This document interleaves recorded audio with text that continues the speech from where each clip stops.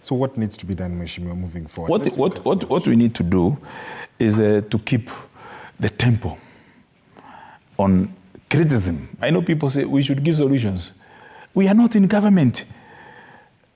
I'm not a member of parliament, but I can lobby for the remedial legislation, and that we do. And we do in many formats. We talk to people we know, those who are ready to listen. We write petitions. We also agitate and lobby a petition publicly so that we campaign on issues that you have seen. The media has done that also, individual through social media, and you can see moves being done.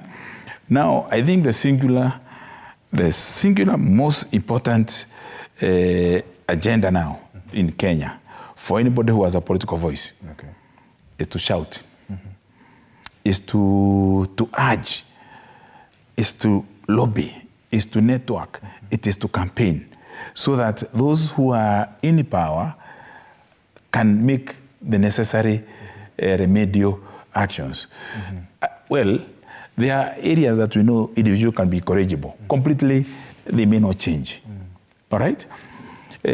But that is still the option we have in a constitutional democracy.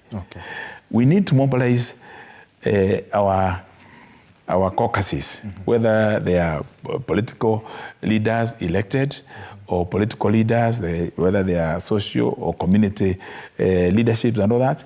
We need to mobilize how we did in the past, and I think we are doing slowly. My former teacher and friend, Kabando Wa Kabando, was conversing just the other day.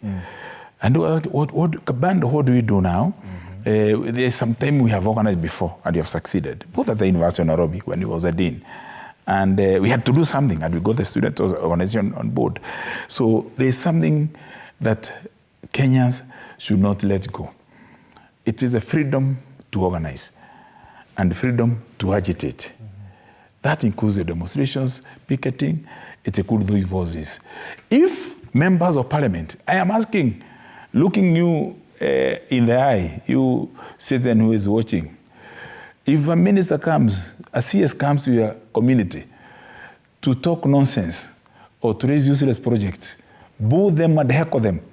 If we make their lives very difficult in the villages, where they come wearing watches of $1 million and wearing shoes of $1 million and bells of $1 million, vomiting on your shoes, vomiting on your bare feet, please shout, heckle. It is a very important way of agitating. It happens in South Africa. We are not going to arm the struggle in Kenya because we have a very good constitution. But then there must be a movement, and I want to, like say, here supporting Raila and agreeing with him. What is happening when Chilchil was booed? It was a message to Ruto. Now, Kimor Komen was booed. It's a message to Ruto.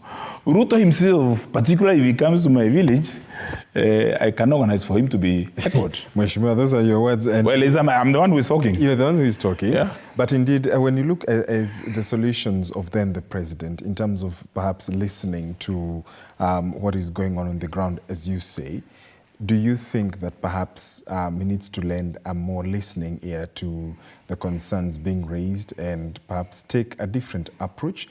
Because we are seeing the courts have, quashed the second, this perhaps, after the housing levy, then now comes the health, quashing of the health acts.